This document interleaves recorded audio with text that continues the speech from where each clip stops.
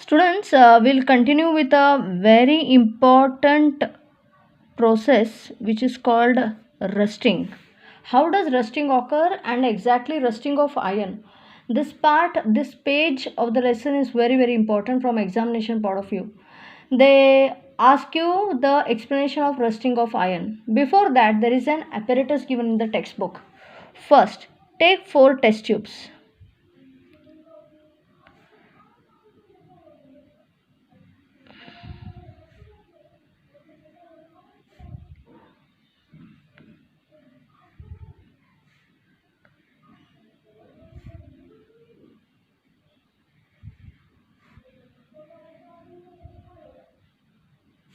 Four test tube. In the first test tube, you take boiled water covered with a layer of oil. In the second, you take salt solution, means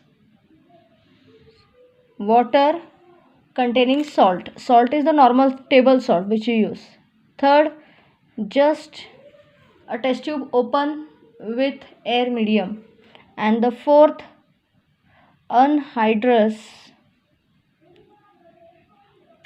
calcium chloride. Anhydrous calcium chloride. Insert a tiny nail. Insert a tiny nail in each of the test tubes. Only and only cover the fourth test tube with a rubber cork. ठीक है? So first test tube, boiled water covered with oil. Second, salt solution. Third, air. And fourth, test tube containing anhydrous calcium chloride covered with or fixed with a rubber cork. That's it. Before fixing this with a rubber cork, insert tiny nails in each of the test tube respectively. Wait for some time, okay, and do the observations. Students, we find that the iron nail undergoes changes, okay. There occurs rusting of iron. This iron nail undergoes rusting. The rusting is seen maximum amount in case of test tube number 2, which contains salt solution.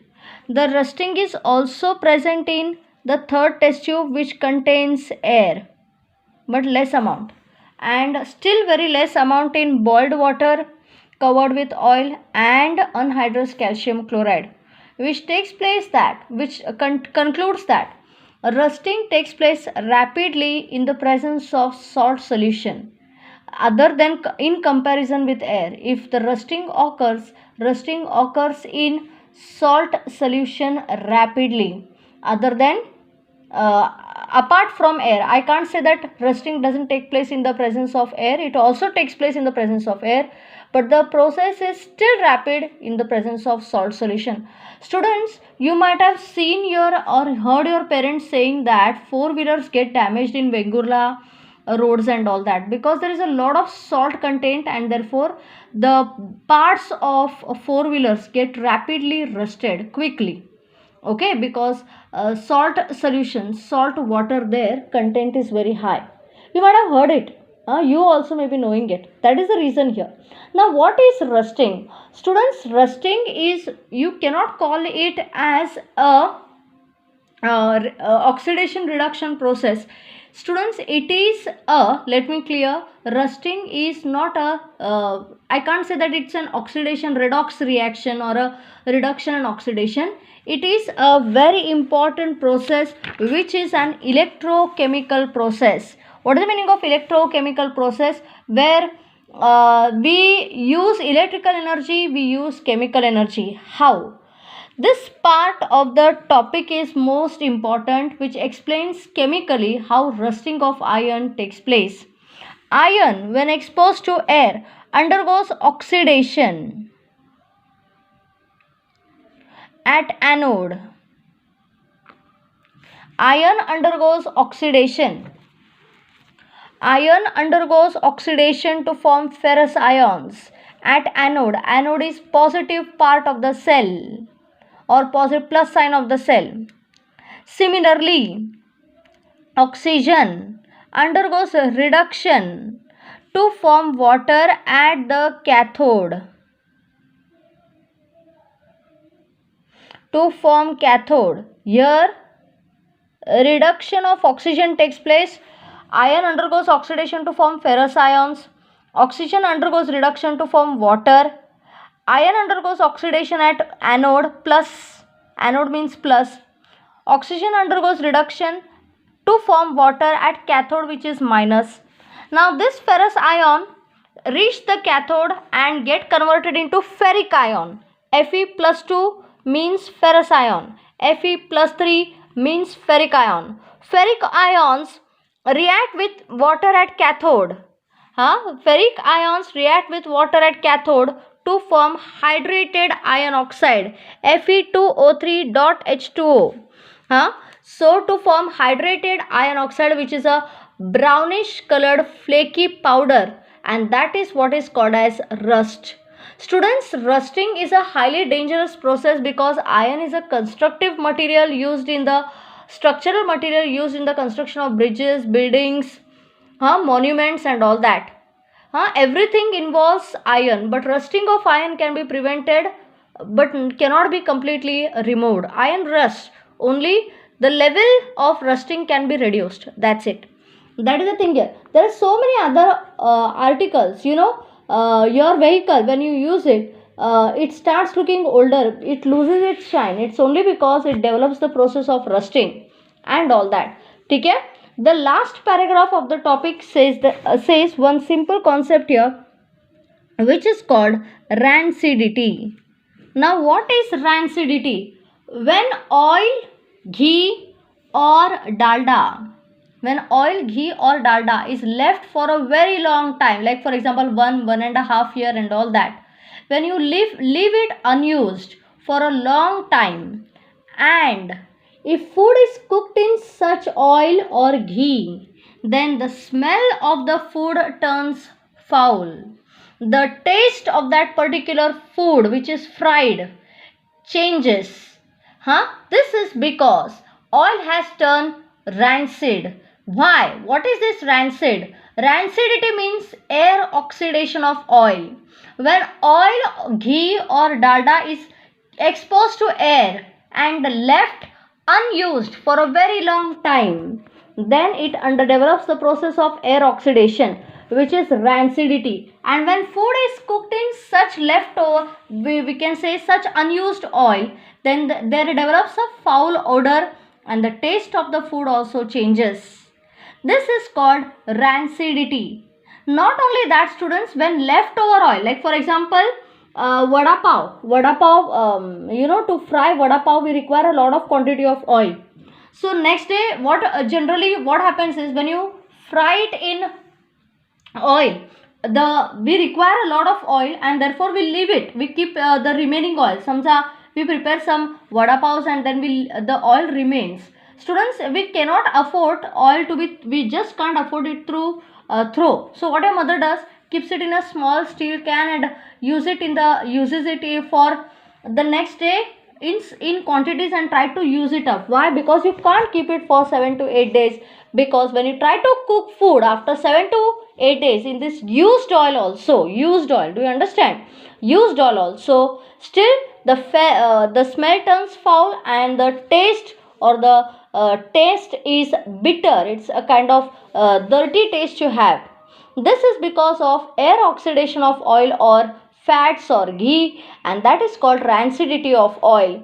Students, rancid, you buy packets, like for example Lays you buy, and then you buy some other packets also, I'm not getting this word also. So all these packets you buy and you eat it and you enjoy that eating also. Students, you know why? Because their taste is still good. Why? Because they are packed in those plastic bags which are washed with antioxidants, such that it prevents the oxidation of that oil in which those items are fried, and therefore they remain in that particular packed containers for a very long time.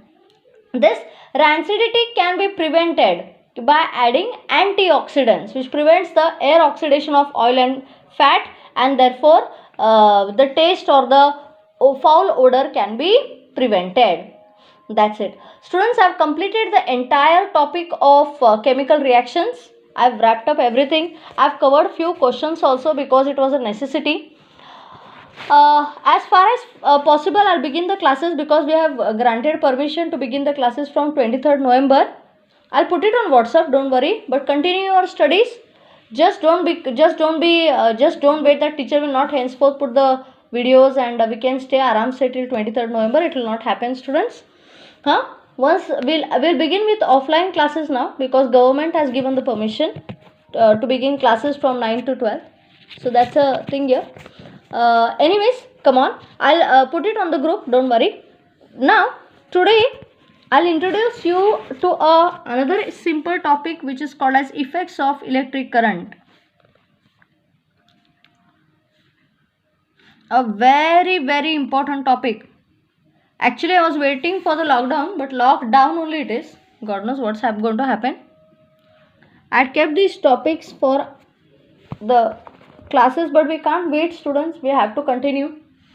I took all the easy topics in the beginning, but you're suffering due to that reason because of your terminal exams and all that.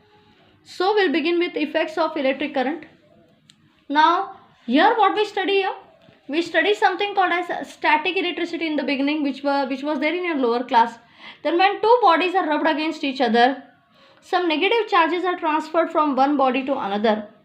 This transfer of negative charges, this movement of negative charges is referred to as what is static electricity.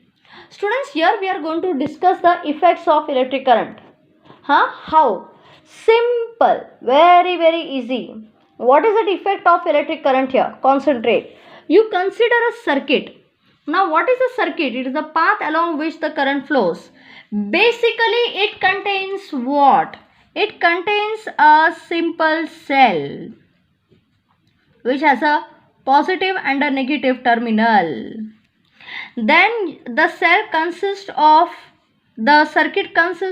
a voltmeter. Voltmeter is the one which measures potential difference. Then there is a resistor. A resistor which is a speed breaker for the current. Speed breaker, you understand? You know, unnecessary when you drive very fast, there are speed breakers near toll highways and all that to control your speed.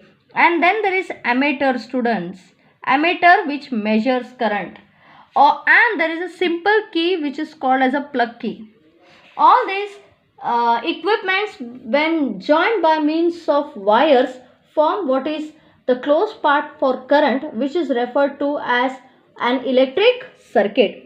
So basically, what is an electric circuit here? Electric circuit is the path along which the current flows, which consists of cell, voltmeter, ammeter, plug key and a resistor. Okay? What happens? When a resistor is connected across a cell, charge Q flows from point A to point B. For the movement of charge, resistor is the one which opposes current, students.